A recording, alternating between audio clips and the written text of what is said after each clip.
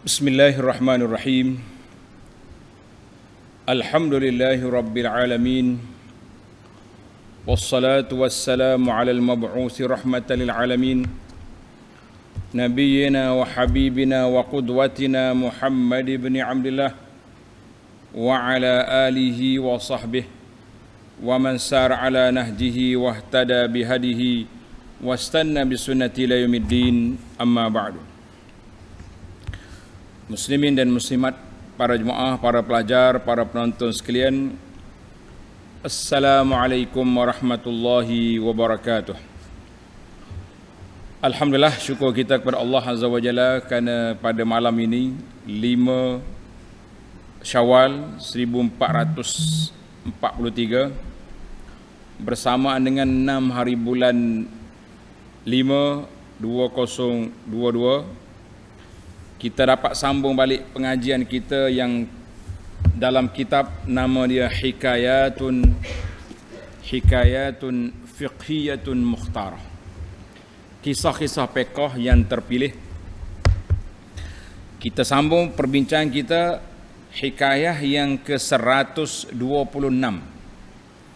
Hikayah yang ke-126 iaitulah kisah sewaktu pembukaan kota Mekah.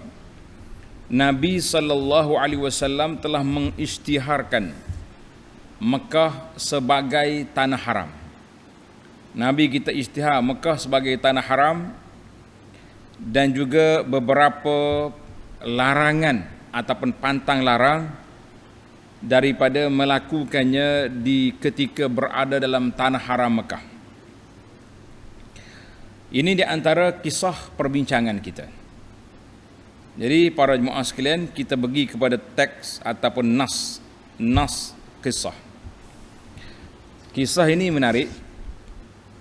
Hadis ini dikeluar oleh Imam Bukhari dan Muslim. An Ibni Abbas radhiyallahu anhuma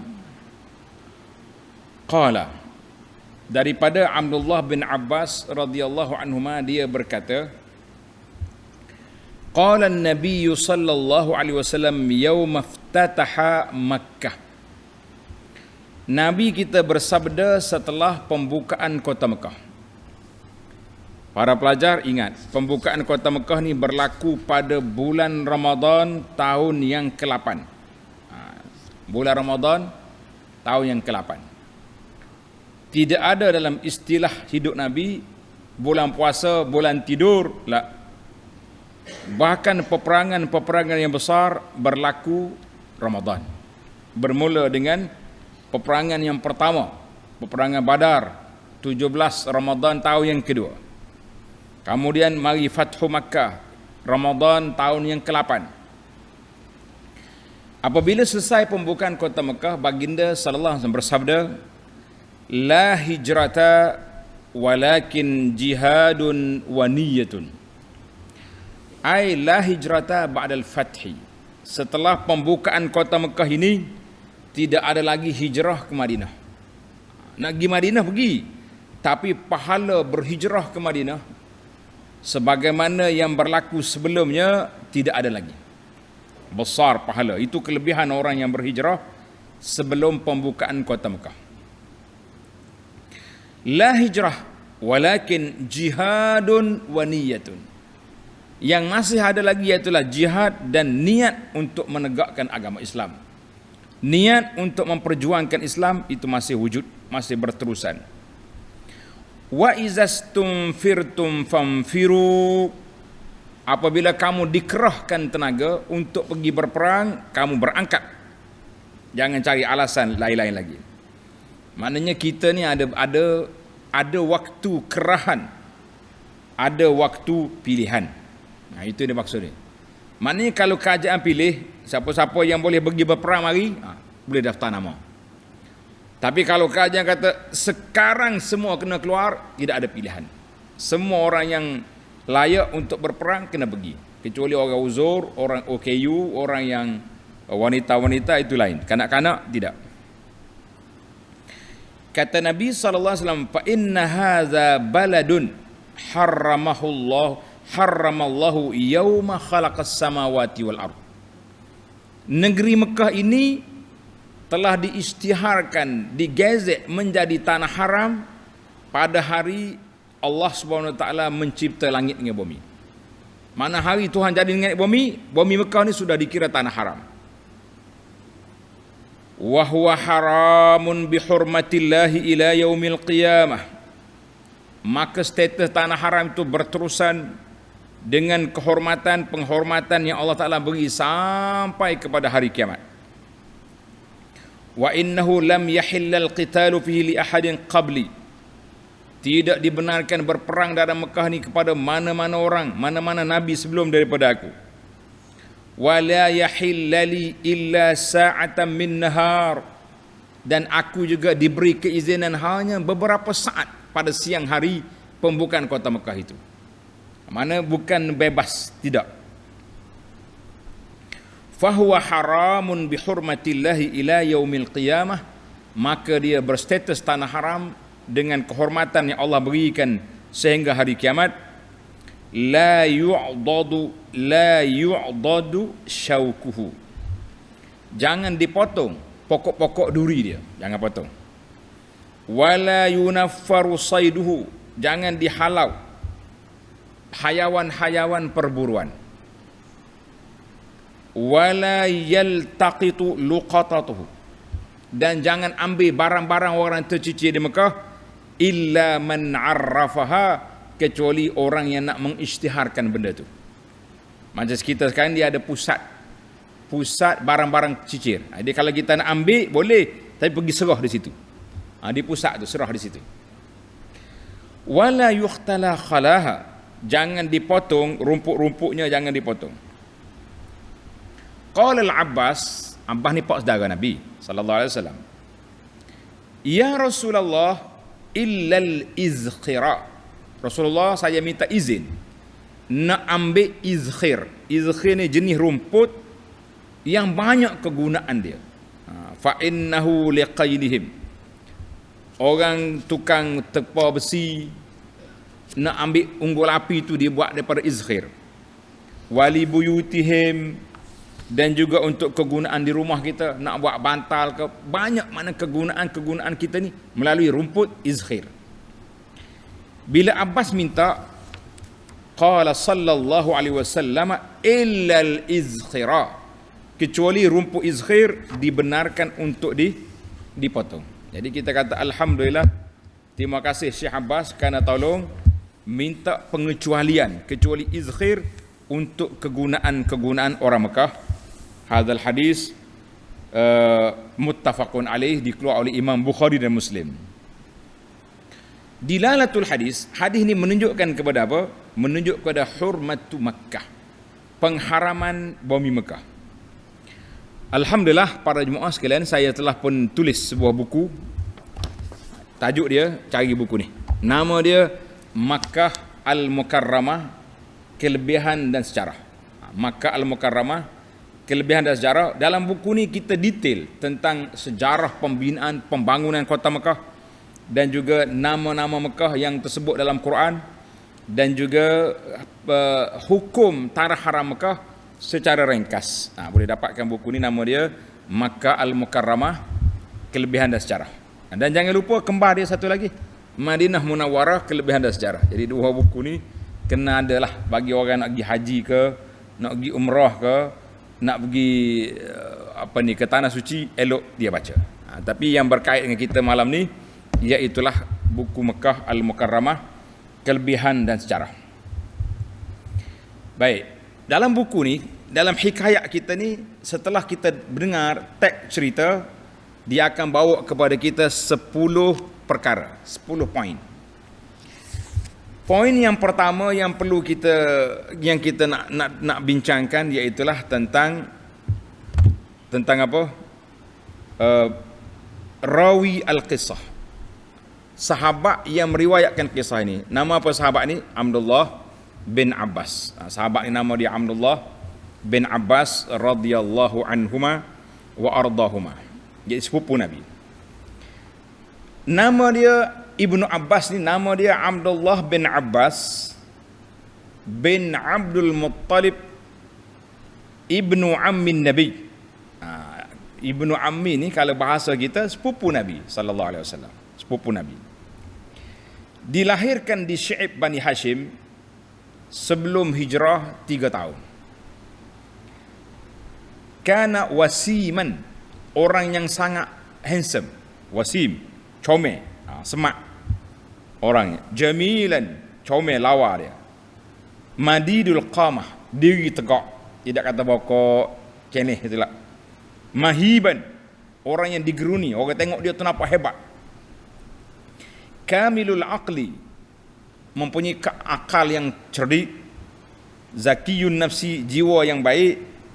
Daripada salah seorang daripada tokoh ulama umat ini, sebab dia telah didoakan oleh Nabi sallallahu alaihi wasallam beberapa kali.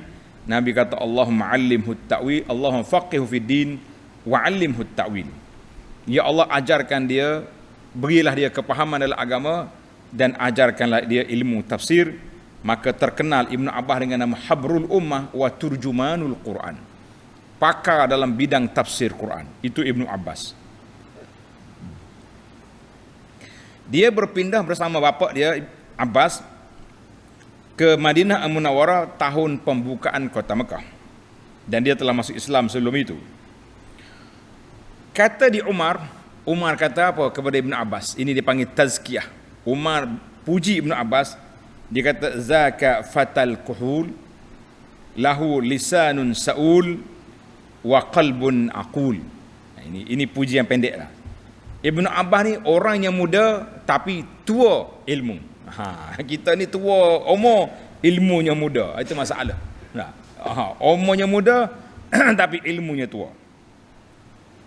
Lisanun saul, orang yang suka bertanya. Dan qalbun aqul, hati yang banyak berfikir. Radhiyallahu anhu wa an Umar wa an jami'is sahabah. Itu poin yang pertama, pengenalan tentang Ibnu Abbas. Cerita Ibnu Abbas ni berulang kali. Sebab itulah penulis kita ni kata cukuplah setakat tu. Kalau belum lagi cerita, dia akan panjangkan. Ini siri yang kesedah 126. Banyaklah kisah-kisah berulang. Isu yang kedua, Nassat, perjanjian Al-Hudaybiyah. Ingat Nabi kita pergi ke Mekah pada tahun yang ke-6, disekat, tak boleh masuk Mekah. Di mana? Di Al-Hudaybiyah. Tahun yang ke-6. Di antara isu perjanjian itu, tuan-tuan boleh tengok dalam buku Mekah Mukarramah ini. Sekali lagi, ana ada tulis sewaktu berada di Masjid Al-Hudaybiyah. Tajuk dianya Sulh Al-Hudaybiyah. Isu perbincangan perjanjian di antara Nabi dengan Quraisy. Salah satu daripada perjanjian itu, mana-mana orang yang nak masuk di bawah kerjasama, ikatan setia dengan Nabi sallallahu alaihi wasallam boleh. Mana-mana kaum sekitar Mekah ni nak masuk ikut Quraisy, masuk. Zaman kita ni dia panggil pakatan lah. Pakatan harapan, pakatan tu pakatan nasional. Mana begitulah lebih kurang. Mana siapa nak masuk pakatan Quraisy, masuk. Siapa nak masuk pakatan Muhammad sallallahu alaihi wasallam, masuk.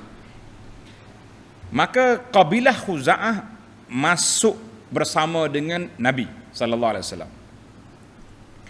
Banu Bakar masuk bersama Quraisy. Maka dalam perbincangan itu tidak boleh mana-mana kabilah mengkhianati orang lain, tidak boleh. Semasa perjanjian selama 10 tahun. Tiba-tiba takdir Allah Ta'ala selepas tahun, berlaku perbalahan di antara Khuza'ah dengan Bani Bakar. Khuza'ah duduk di bawah pakatan Nabi sallallahu alaihi wasallam. Bani Bakar ikut Quraisy. Fa'anat Quraisyun Bani Bakar. Quraisy pergi bela Bani Bakar nak mengalahkan Khuza'ah. Faqatalu minhum, dia bunuh di kalangan Bani Khuza'ah. Jadi Bani Khuza'ah pergi minta tolong dengan Nabi sallallahu alaihi wasallam bahawa Quraisy batal perjanjian. Ini Allah Ta'ala nak mempercepatkan daripada 10 tahun jadi 2 tahun. Tak sampai 2 tahun. Bila Quraisy batal perjanjian, Nabi sallallahu alaihi wasallam menyediakan tentera untuk serang Mekah. Nabi kata naqadul ahda, mereka batal perjanjian, kita lawan. Islam tidak akan mula dulu. Kalau kau mula dulu, kita lawan. Kita sambut. Maka ringkas cerita. Panjang lagi cerita ni, saya tak nak cerita dah. Tuan-tuan tengok dalam siri yang lepas. Bagaimana Abu Sufyan bila dia dengar Nabi dah marah, Abu Sufyan lari ke Madinah. Kebetulan anak dia Ummu Habibah Ramlah, anak Abu Sufyan, isteri Nabi. Dia pergi rumah Ramlah nak minta tolong, bercakap dengan Nabi supaya maafkan Quraisy. Quraisy tersilap, pergi masuk balik alik Bani Bakar. Masuk Ummu Habibah ada tikar tempat Nabi duduk, dia lipat tikar. Terkejut Abu Sufyan, dia kata, ya bunayya, wahai anakku, kenapa ni? Tikar ni kotor ke aku tak layak di sini? Jadi dia rasa hatilah ayah kan. Ummu Habibah direct bagi tahu, ini tikar Rasulullah sallallahu alaihi wasallam. Musyrik najis tidak layak duduk atas tikar ni. Terkejut Abu Sufyan, laqad asabaki syarr ya bunayya, kamu telah ditimpa keburukan wahai anakku. Tak apalah, yang pentingnya dia nak pergi berunding dengan Nabi, Nabi tak terima. Maka sempurnalah tentera Islam masuk Mekah pada hari Jumaat 20 Ramadan tahun yang ke-8 Hijrah. Allahu Akbar. Kita mengatakan walillahil hamd. Selesai. Maka selepas daripada itu Nabi kita pun bersabda tentang hadis yang kita baca tadi. Isu yang ketiga, setelah sempurna pembukaan kota Mekah, orang Mekah semua bertenang. Nabi kita berkhutbah memaafkan penduduk-penduduk Mekah, dan Nabi telah meletakkan asas-asas negara Islam yang dibinanya ini penuh dengan kesaksamaan, penuh dengan keadilan, penuh dengan perdamaian. Maka macam-macam lah cerita dalam kitab sirah. Ada ulama sirah kata boleh je terima, ulama-ulama pengkritik sirah pula kata lemah. Di antaranya bila Nabi kita kumpul Quraisy, Nabi tanya, Quraisy, apa yang kamu sangka aku nak buat pada kamu sekarang? Kamu sangka aku nak buat apa? Quraisy kata, akhun karim ibnu akhin karim, orang yang mulia, anak keturunan yang mulia. Maka di situlah dikatakan, Nabi mengatakan, izhabu wa antumut tulaqa, bebas kamu pergi, kamu semua bebas. Ketika itulah Quraisy masuk Islam, yadkhuluna fi dinillahi afwaja, berduyun-duyun orang masuk Islam. Maka Nabi SAW telah pun menjelaskan bahawa la hijrata ba'dal fathi, selepas pembukaan kota Mekah ini tidak ada lagi pahala hijrah sebagaimana yang telah berlaku sebelum ini. Nak hijrah buat apa ke Madinah? Mekah pun negara Islam, kenapa kita nak hijrah?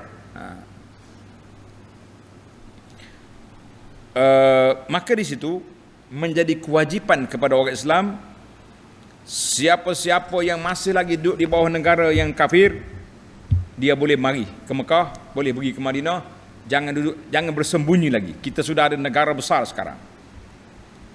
Yang kedua, walinusrati daulatil Islam, dan juga mereka mesti membela negara Islam yang baru ini di Madinah.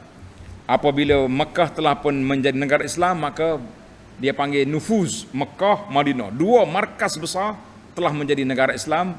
Ketika itu semakin kuat kuasa Islam memerintah dua kawasan yang besar itu. Walaupun hijrah sudah tidak ada, Nabi masih lagi buka ruang kepada kita. Yang pertama, an-niyatul khalisah, walakin jihadun wa niyatun, niat nak membela agama Islam.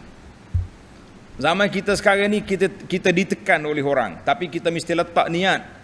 Aku berjuang ni nak menyampaikan apa yang dibawa oleh Nabi sallallahu alaihi wasallam, nak menghidupkan sunnah Nabi. Di saat banyak lagi amalan-amalan yang dibawa masuk, dirempuh masuk ke dalam Islam ini yang tidak asal daripada Islam, kita mengatakan kita tetap mempertahankan amalan yang dibawa oleh Nabi sallallahu alaihi wasallam. Jangan takut, kena ada. Dan juga jihad untuk mempertahankan Islam daripada ajaran sesat, mempertahankan Islam daripada puak-puak kafir, segala semua berdakwah Islam, mengajak manusia kepada Alkitab was Sunnah itu hijrah kita, maka itu masih berterusan. Baik, isu yang keempat, Mekah. Makkah Al-Mukarramah, bilakah pembinaannya? Pembangunan Mekah itu bila? Jadi jawab dia panjanglah, tuan-tuan boleh baca dalam kitab Mekah Mukarramah ni. Yang saya tulis ni sejarah pembinaan Mekah dan juga pembinaan Masjidil Haram.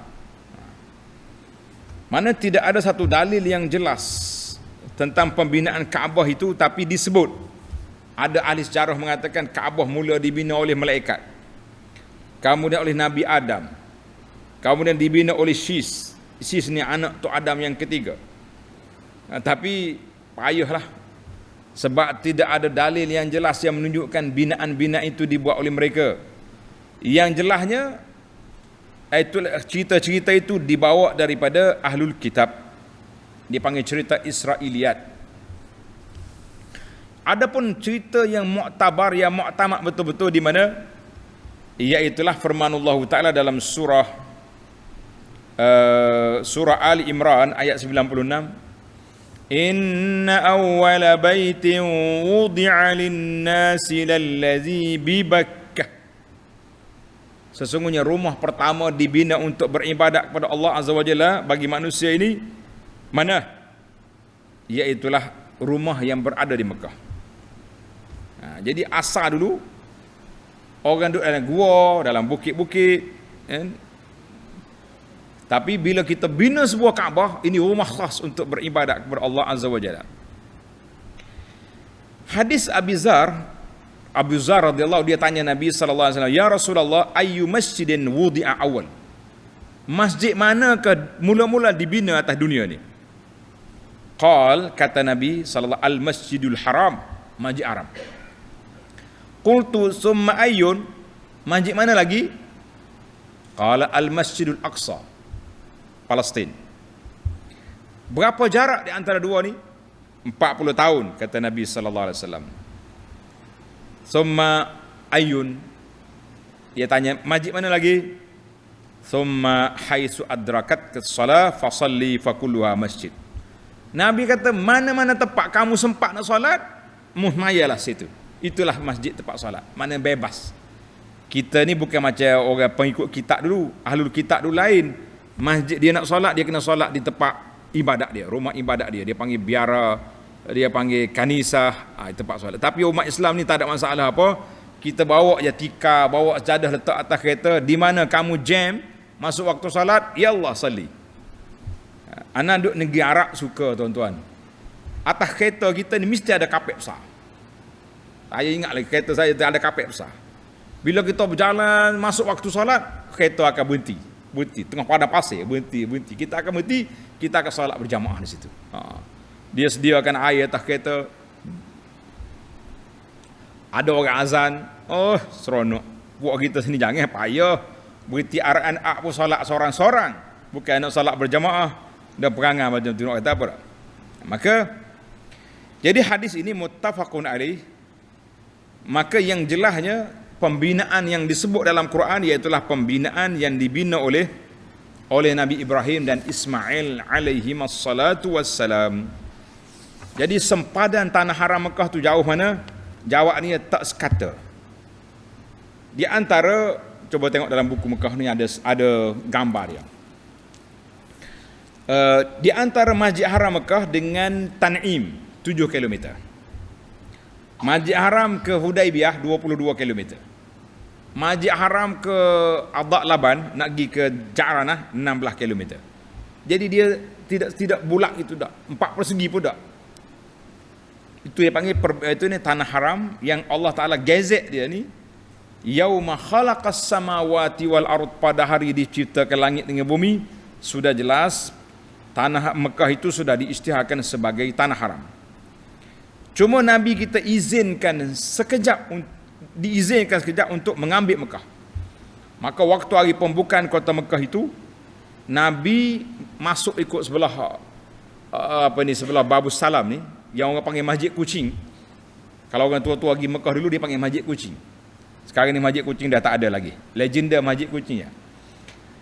Khalid bin Walid dia masuk ikut sebelah tu. Sebelah Khalid Babu Darun Nadwah, pintu belakang. Diizinkan seketika.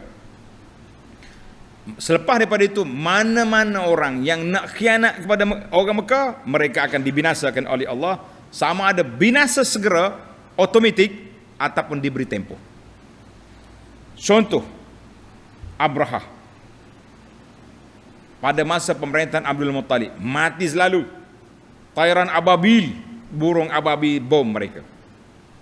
Hajjaj As-Saqafi ketika dia bom Kaabah dengan menjanik, terbunuhnya Abdullah bin Zubair, maka Hajjaj lepas pada itu juga binasa. Al-Qaramitah lama tempoh. Qaramitah ni jahat buat ni. Dia cabut Hajar Aswad balik ke negeri dia di Ahsa dan berada di sana selama 20 tahun. Daripada tahun 319 sehingga 339 Hajar Aswad dicabut, dia balik ke Ahsa. Ahsa masih sekarang ni Ahsa. Di ujung Arab Saudi sekarang ni ramai penduduk Ahsa ni orang-orang yang berpenganut Syiah. Ada di sana banyak. Maka dalam Quran Tuhan sebut Nabi kita dibenarkan dalam hadis ini, Allah Ta'ala izinkan untuk Nabi seketika saja untuk berperang, itu pun sekejap.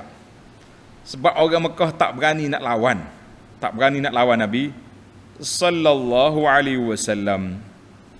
Baiklah para jemaah sekalian, dalam Quran surah Al-Hajj ayat 25 Allah sebut, wa man yurid fihi bi ilhadin bi zulmin nuziqhu min azabin alim. Siapa dia cuba nak buat tak baik di Mekah, berniat ya, bukan buat lagi, mereka akan ditimpa azab yang dahsyat. Maka kata di ulama, al-ma'asi fi Makkah tatadha'af. Maksiat yang dibuat di Mekah berganda dosa dia. Macam kita hari ni juga, orang mengumpat orang dalam masjid lebih besar dosa daripada mengumpat di kedai kopi. Dosa-dosa. Sebab itulah orang yang paling besar dosa atas dunia ni ustaz. Dia mengumpat orang dalam kuliah, lagi dahsyat. Dengan mikrofon lagi, dengan meja kuliah lagi, dia duk kata orang tu, hentam orang ni, buat fitnah pada orang tu, jangan main. Hati-hati kita penceramah, pendakwah, jangan mudah-mudah nak sebarkan fitnah orang di mimbar-mimbar, di meja-meja kuliah, sebab dia lebih dahsyat daripada awak fitnah orang di tepi jalan, di stesen bas atau di kedai kopi. Baiklah. Yang keenam, Nabi SAW telah menyebut beberapa perkara yang diharamkan dilakukan di Mekah. Di antaranya dalam hadis ni, kalau nak kira panjang lagi lah, panjang tuan-tuan buka dalam tesis saya, dalam buku saya ni ada satu tesis kitab yang ditulis khas, risalah master ke PhD di Mekah tentang ahkamul haramil makki, al-haramul makki, tanah haram Mekah dan hukum-hukum yang berkait dengannya. Jadi ana ringkas dalam tesis itu, saya masuk dalam buku kecil ni. Alhamdulillah, kata orang ringkasan lah, ambil tajuk je dengan hadis-hadisnya sekali. Yang pertama yang tak boleh kita potong, pokok duri di Mekah. Di Mekah ni banyak pokok duri. Buat apa pokok duri? Kalau sepak kaki kan duka.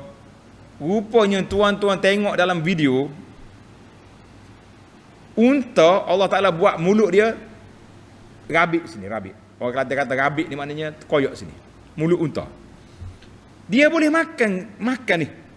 Pokok duri ni ada orang ambil pokok kaktus dengan duri-duri yang masuk dalam mulut unta. Relax je dia kunyah. Masya Allah. Allah Ta'ala buat unta khas untuk makan pokok duri. Pokok duri ni kuat. Dia punya akar dia yusabbitu turbah. Dia boleh pegang tanah. Waktu mari hujan, tak lari dia punya tanah tu. Pokok tu gagah.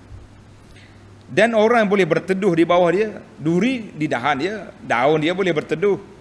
Tapi kenapa Nabi sebut mu jangan potong pokok-pokok? Maknanya kalau pokok biasa yang comel, lagilah tak boleh nak potong. Kalau pokok duri pun tak boleh potong. Itu maksud dia. Kecuali sayur-sayur yang kita tanam, itu boleh makan, tak ada masalah. Kita tanam sayur, kita boleh potong. Ya, pokok yang tumbuh sendiri itu. Yang ketujuh, isu yang ketujuh, Nabi sebut wala yunaffaru saiduhu, kamu jangan halau hayawan-hayawan bebas yang hidup di Mekah. Arnak ke, burung merpati ke, kijang ke, kalau ada jangan tangkap. Yang anak bimbang sekarang ni, burung merpati. Burung merpati dia tengah makan, jemaah-jemaah kita ni, jemaah haji ke umrah ke, pergi kejar burung tu. Nak ambil gambar, nak selfie dengan burung. Ya, tak boleh. Nabi kata la yunaffar, ai adamul iz'aj, mu jangan ganggu burung-burung itu, jangan kacau. Ana perhati tengok ada bangsa tertentu, saya tak nak sebut nama lah, mengaibkan negara orang. Memang dia pergi kacau burung makan, sebab dia nak ambil gandum biji tu yang dimakan oleh burung. Saya tanya dia, bu, kenapa ambil ini? Kalau awak nak benda ni, saya boleh beli satu plastik ni bagi awak, letak dalam poket balik. Tidak, maunya itu yang burung makan. Dia punya khurafat, pahaman dia adalah, saya tak nak cerita. Takut tuan-tuan sambil-sambil duduk main khurafat pun pergi cari juga. Itu bahaya. Jangan cerita semua benda kepada orang. Jadi bila burung duk makan, kita pergi kejarkan nak ambil makan dia, ini termasuk dalam yunaffar saiduhu iz'aj. Yunaffar bermakna at-tanfi, dengan mana iz'aj, mengganggu. Ya, hati-hati tuan-tuan, jangan duk kacau burung-burung duk makan tu. Nak pergi selfie dekat dia silakan, nak pergi kacau dia tak boleh. Maka Nabi SAW sebut hayawan perburuan. Kalau kita bela ayam nak sembelih, silakan, tak ada masalah tu. Kalau kita bela burung pun tak apa. Tapi burung yang merpati yang hidup, kijang-kijang ke, arnak yang ada dalam tanah haram, jangan dikacau. Nabi kata kecuali al-fawasiq al-khamsah, hayawan yang mengganggu ketenteraman, hayawan yang mengacau, hak ni boleh bunuh di tanah haram dan tanah halal. Nabi sebut macam tikus, ular, hayah ular yang berbisa tu, gagak dan beberapa perkara lagi, akrab, kalajengking, itu boleh kita bunuh sebab dia hayawan yang berbahaya, jadi dibenarkan untuk dibunuh. Adapun yang lain-lain, jemaah haji ni macam-macam dia. Kadang-kadang dia bawa mari nyamuk. Ustaz, saya tapak nyamuk, kena bayar dam ke tidak? Kena bayar. Kita gurau lah. Kita ni kalau benda kita gurau tu gurau lah. Kata makcik kena bayar seekor unta ni sebab tampar nyamuk. Takkanlah ustaz, nyamuk dengan bayar unta. Dia kata dah tanya sangat tadi. Kalau dah tahu sendiri jangan tanya. Jadi ada hayawan-hayawan yang mengganggu, itu dibenarkan untuk dibunuh di tanah haram dan juga tanah halal. Yang seterusnya, isu yang ke-8, perkara yang ketiga, Nabi kata la yaltaqitu luqatatahu illa man arafha.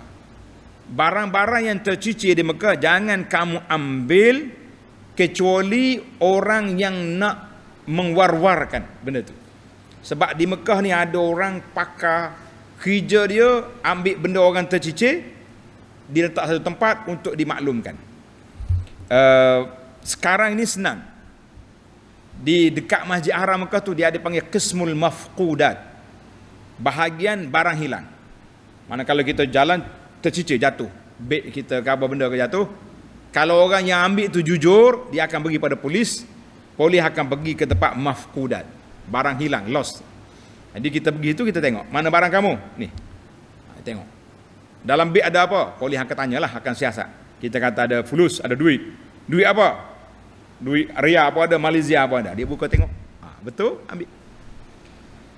Maka Nabi kata tak boleh ambil barang-barang di Mekah illa limunsyidin, kecuali orang yang nak war-warkan benda tu, itu boleh. Tapi kalau tempat lain kita boleh ambil. Contohnya kita berjalan ni, jumpa barang orang, kita boleh ambil dan kita kena isytihar dalam masa setahun. Selepas setahun tak ada orang mengaku, kita boleh gunakan. Tapi tanah haram Mekah letak situlah sampai bila-bila pun. Allahu Akbar. Baik, yang ke-9, Nabi kata wala yukhtala khalahu. Perkara yang keempat, jangan kamu potong rumput-rumput. Rumput-rumput yang tumbuh sendiri di Mekah tidak dibenarkan dipotong Sebab apa tidak dibenarkan dipotong? Kerana rumput dia Mekah ni iklim dia berbeza. Dia tak akan jadi hutan macam kita. Kita sini kalau kita potong, tak potong, habislah. Baru ni timbul soalan tentang tak boleh cabut rumput atas kubur. Oh, takut masyarakat. Bila kita bagi penjelasan, alhamdulillah. Malaysia ni rumput cepat naik. Di Mekah lain. Dia akan naik waktu turun hujan. Lepas hujan dia akan kuning. Tak ada apa dah. Sebab tu orang Melayu tengok, pelik kambing sini makan batu. Dia tak makan batu. Kambing pun cerdik juga. Dia macam kita, dia tak makan batu. Batu keras. Dia makan rumput kering tu. Rumput bila kering, rumput nampak kuning. Nampak kekuningan. Jadi tak nampaklah dia punya rumput. Maka Nabi kita tidak benar cabut-cabut rumput. Kalau yang pokok tanah yang ditanam oleh Majlis Perbandaran Mekah, itu tak ada masalah. Yang dia tumbuh sendiri itu tak boleh. Baik, isu yang ke-10, Abbas radhiyallahu anhu murajaah, minta excuse, minta istisna dengan Nabi sallallahu alaihi wasallam. Dia kata, ya Rasulullah, illal izkhir. Boleh Rasulullah minta kecuali rumput izkhir. Sebab izkhir ini banyak kegunaan dia. Banyak kegunaan izkhir. Rumput ni banyak diguna oleh puak-puak Arab. Orang tukang besi nak buat panaskan api. Dan orang boleh buat atap rumah. Boleh buat bantal. Kalau kubur kita nak samakan tanah-tanah kubur tu, kita tutup dengan izkhir. Jadi kegunaan izkhir itu banyak. Alhamdulillah, Abbas radhiyallahu anhu dia minta, ya Rasulullah, illal izkhir. Rasulullah saja nak minta satu ya kecuali rumput izkhir, minta boleh digunakan. Nabi kita diam seketika. Jadi ulama kata Nabi diam tu boleh jadi dia tunggu wahyu, minta kebenaran dengan Allah, boleh tak kita nak guna izkhir.